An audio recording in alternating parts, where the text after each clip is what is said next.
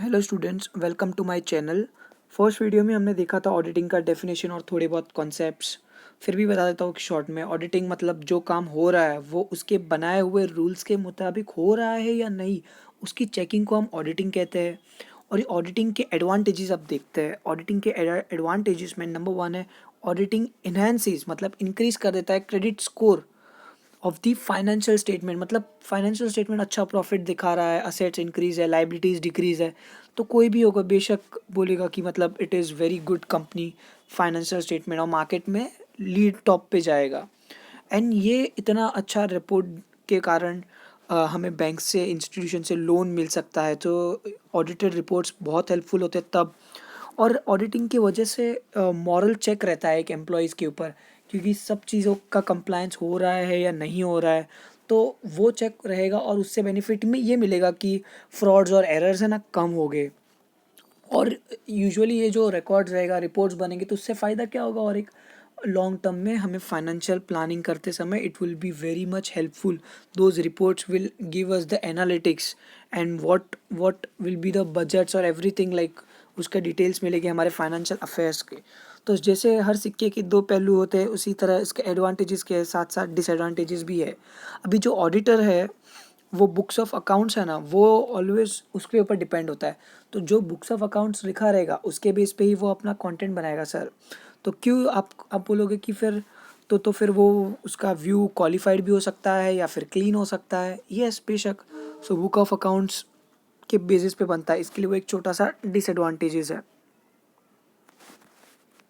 Next point, auditing involves an exercise of judgment from the part of the auditor and is based on audit evidence which is persuasive in nature rather than conclusive। मतलब जो information दी है वो उसमें से ही वो निकाल के आपको उसका रिकॉर्ड्स देगा, तो it is again a disadvantage for the company, है ना। एंड ऑलवेज ऑलवेज रिमेंबर, अगर जहाँ इंटरनल कंट्रोल सिस्टम होगी तो there will be definitely some inherent limitation. So internal control system है, so definitely it will be a con, और you can say the disadvantage of an auditor. अब हम देखेंगे objectives of scope of audit.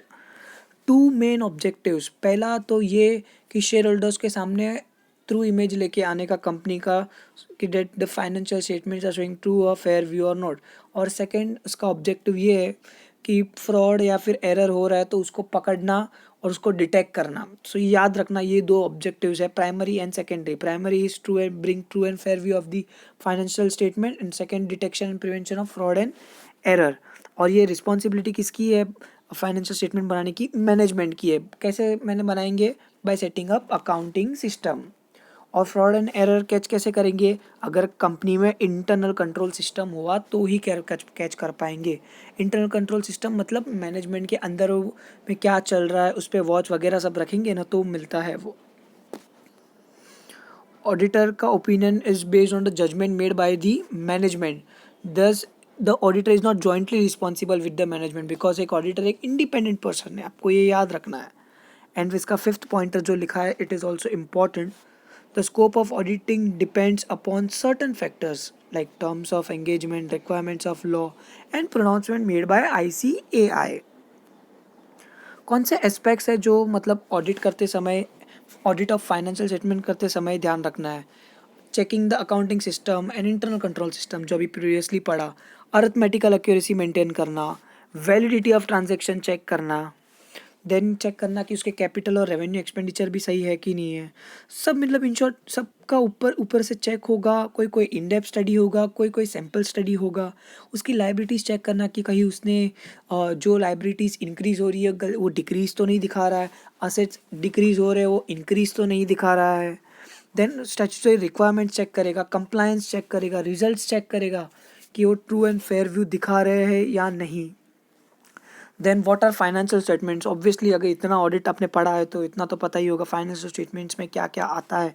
Balance sheet, profit and loss, cash flow statement, notes to accounts, वही सिर्फ वो चीज़ों को अंदर प्रॉपर्ली सब एंट्रीज के हिसाब से लिया है कि नहीं, एक्सपेंसेस को प्रॉपर्ली लिया है कि नहीं, debit what comes in, credit what goes out, debit the receiver, credit the giver, वैसे गोल्डन रूल्स फॉलो किए हैं कि नहीं है, ये अकाउंटिंग स्टैंडर्ड्स फॉलो किए हैं कि नहीं जो ICAI ने दिए हैं।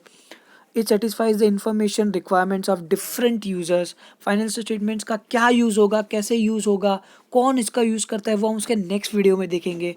तब तक के लिए ये वीडियो के लिए इतना ही। Thank you so much.